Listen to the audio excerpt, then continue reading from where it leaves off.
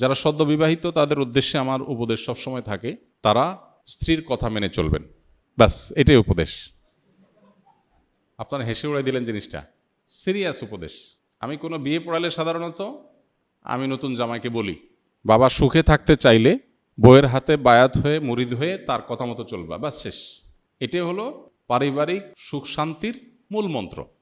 আমরা এর আগে কোথায় যেন বলেছিলাম যে আমাদের অফিসে যত মানুষ পারিবারিক দ্বন্দ্ব কলহ নিয়ে আসে, এগুলো নিয়ে যারা ওলামা একরাম যারা এগুলো সমাধান করেন, তাদের এক লাইনে কনক্লুশন হলো যে যত কেস তারা এই পর্যন্ত ডিল করেছেন, এই সব কেসের সামারি হলো, যেই ঘরে অনেক সময় আমাদের ওখানে স্বামী স্ত্রী আসে, দুজনের মধ্যে দ্বন্দ্ব থাকে, এগুলো মিটাবার চেষ্টা করে আলেমরা, কাউন্সেলিং করার চেষ্টা করেন। তো তারা বলেন যে যত কেস আমরা ঘাঁটছি এই নিয়ে, সবগুলো কেসের সামারি অলমোস্ট একটাই, সেটা হলো যেই ঘরে স্বামী স্ত্রীর কথা মতো চলে, স্বামীর স্ত্রীর প্রত্যেকটা কথা মানে, সেখানে কোনো অশান্তি নেই।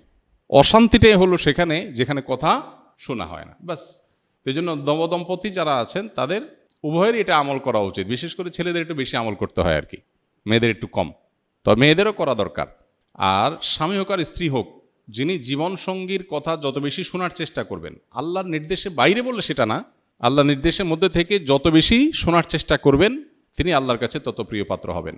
মুত্তাকি হিসাবে তত ভালো মুত্তাকি হইতে পারবেন। দাম্পত্য জীবনে আপনার সঙ্গীর সাথে সদাচরণ করা, এটা তো আল্লাহর নির্দেশ। আল্লাহ বলেছেন ওয়াশিরুহুন্না বিল মারুফ, তোমরা পুরুষরা যারা আছো তোমাদের স্ত্রীদের সাথে সংসার করবে সুন্দরভাবে। একই কথা স্ত্রীদের জন্য প্রযোজ্য। অনেক স্ত্রী আছেন যে স্বামীকে সারাদিন জ্বালাতন করেন, অহেতুক কষ্ট দেন, ছোটোখাটো বিষয় নিয়ে বাড়াবাড়ি করেন। তো এখানে স্বামী স্ত্রী উভয়ের জন্য প্রযোজ্য যে নিজের সঙ্গীকে কত বেশি সন্তুষ্ট রাখা যায়। এখন সঙ্গীকে সন্তুষ্ট রাখতে গিয়ে বাবা মা নারাজ হয়ে যাচ্ছে কিনা, ভাই বোন নারাজ হয়ে যাচ্ছে কিনা, সেগুলো একটা ব্যাপার। তো এই জন্য ব্যালেন্স করাটা খুব গুরুত্বপূর্ণ। এই ব্যালেন্স করার জন্য কোরআন এবং হাদিসের জ্ঞান অর্জন করে কার কোনটা হক, কার কোনটা কর্তব্য, কার কোনটা অধিকার, সে জিনিসটা বোঝা এবং সেটা যথাযথভাবে আদায় করা, এটা হলো গুরুত্বপূর্ণ। আজকের বাস্তবতা, বিশেষ করে ভোগবাদী এই পৃথিবীতে আমাদের দাম্পত্য জীবনের সুখ নাই।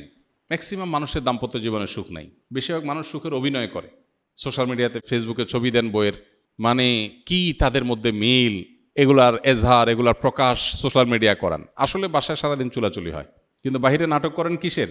সুখের। ম্যাক্সিমাম মানুষই অবস্থা। মেজরিটি মানুষের মধ্যে দেখবেন যে সুখের অভিনয় করেন, আসলে সুখে নাই।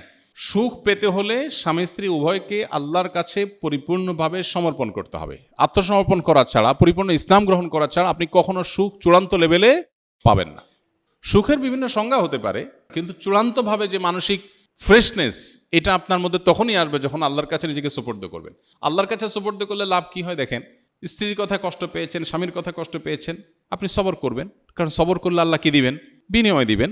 আপনি এই কষ্টটাকেও আপনার একটা অর্জনের উপায় হিসাবে গ্রহণ করবেন, ব্যাস। এখানেই আপনার জন্য বিশাল বড় কি আছে? অপরচুনিটি আছে। এই জন্য আমরা যথাসম্ভব সর্বোচ্চ চেষ্টা করবো ইনশাআল্লাহ বিইذনিল্লাহ দাম্পত্য জীবনে সবর এখতিয়ার করার। যে যত বেশি সবর করবে দাম্পত্য সঙ্গীর মধ্যে, সে আল্লাহর কাছে তত বেশি প্রিয় হবে, যে যত বেশি সবর করতে পারবে। ভোগবাদী এই দুনিয়াতে আমরা বেশিরভাগ মানুষই অনেক বেশি অসহনশীল। সবাই আমরা অধিকার সচেতন। স্বামী স্ত্রী যদি কোরআন হাদিস জানে, একটু ইসলাম চর্চা করে, তাহলে তারা তাদের মতো করে অধিকার সচেতন হয়। স্বামীর বক্তব্য থাকে যে আমার নির্দেশ মেনে চলতে হবে। আমাদেরকে বিভিন্ন মানুষজন দেখা হলে বলে, হুজুর আপনার বিভিন্ন ভিডিও ক্লিপ বউ পাঠায় আমারে, মেনশন করে। তাই আমি বলি যে বউর পক্ষের ওয়াজ পাইলে আপনারে পাঠায়, আপনার পক্ষের ওয়াজ গেলে আপনি তারা পাঠান না কেন? যার করণীয় সে সেটা শুনবে, সেটা না শুনে আমরা কি করি? স্বামীর বলি, দেখছো হুজুর কি বলছে, খেয়াল রাখবা। আবার স্বামী স্ত্রীকে বলে, দেখছো ইসলামে কি বলছে, খেয়াল রাখবা। আমারটা আমি খেয়াল রাখবো, তারটা সে খেয়াল রাখবে। এটা হওয়া উচিত। সেটা না হয় আমরা দুনিয়ার সবার করণীয় ঠিক করি, নিজেরটার বেলায় আমি আমারটা সঠিকভাবে আদায় করব, সে যদি না করে সে আল্লাহর কাছে বুঝবে, শেষ। তো এই জন্য দিন চর্চা, পরিপূর্ণভাবে ইসলামের কাছে আত্মসমর্পণ করা, এটা ছাড়া কখনো দাম্পত্য সুখ চূড়ান্ত লেভেলে পাওয়া সম্ভব না।